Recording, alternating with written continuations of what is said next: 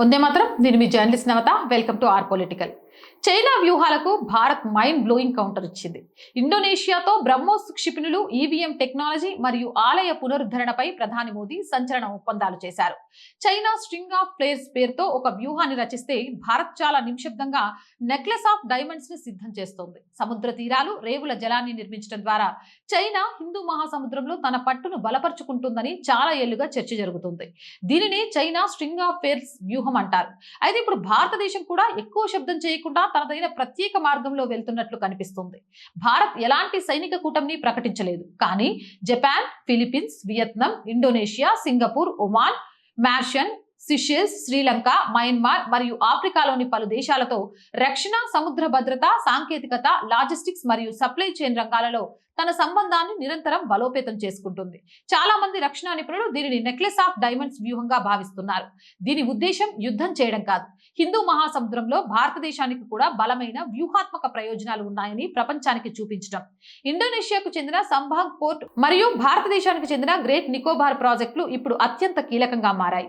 ఎందుకంటే ఇవి రెండు ప్రపంచంలోనే అత్యంత రద్దీగా ఉండి సముద్ర వాణిజ్య మార్గమైన మలక్కా స్ట్రైట్ కి అతి సమీపంలో ఉన్నాయి. ఇక ప్రధాని మోదీ జకర్తా పర్యటనలో భారత్, ఇండోనేషియా మధ్య 5 కీలక ఒప్పందాలు జరిగాయి. ఇండోనేషియా నుంచి నికెల్, రేర్ ఎర్త్ మరియు స్టీల్ ముడిసరుకు సరఫరాను భారత్ సురక్షితం చేసుకుంది. దిగుమతులపై ఆధారపడటం తగ్గుతుంది. భారతీయ పరిశ్రమలకు చౌకగా ముడిసరుకు లభిస్తుంది. ఇక ఇండోనేషియా తన సొంత ఈవీఎంలను తయారు చేసుకోవడానికి భారత ఎన్నికల సంఘం సహాయం చేస్తుంది. భారత ఎన్నికల విధానం అత్యంత నమ్మదగినదని మరియు ట్యాంపరింగ్ చేయలేనిదని ప్రపంచవ్యాప్తంగా గుర్తింపు లభిస్తుంది. నేపాల్, బంగ్లాదేశ్ మరియు శ్రీలంకల తర్వాత భారతదేశం ఇప్పుడు ఇండోనేషియాలోని ఒక పురాతన దేవాలయ సముదాయాన్ని పునరుద్ధరించబోతోంది. ఆసియా అంతటా మన నాగరికత మరియు సాంస్కృతిక ముద్రను సజీవంగా ఉంచే సాఫ్ట్ పవర్ ఇది. ఇక ఇండోనేషియా మరిన్ని బ్రహ్మోస్ క్షిపణి బ్యాటరీలు మరియు అస్త్ర క్షిపణులను కొనుగోలు చేయనుంది. భారతీయ రక్షణ సాంకేతికత అంతర్జాతీయ ప్రమాణాలతో కూడుకున్నదని నిరూపిస్తుంది. ఇది మేక్ ఇన్ ఇండియా కింద ఉద్యోగాలను మరియు ఎగుమతి ఆదాయాన్ని భారీగా పెంచుతుంది.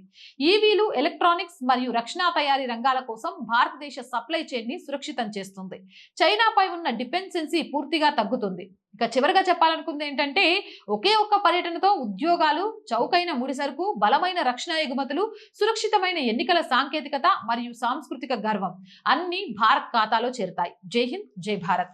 నేను రోజు చెప్తుందేనండి, R group of channels, R voice, R political, R Sanskriti channels ని వెంటనే సబ్స్క్రైబ్ చేయండి. కంటెంట్ బాగుంది అనిపిస్తే లైక్ చేయండి, షేర్ చేయండి.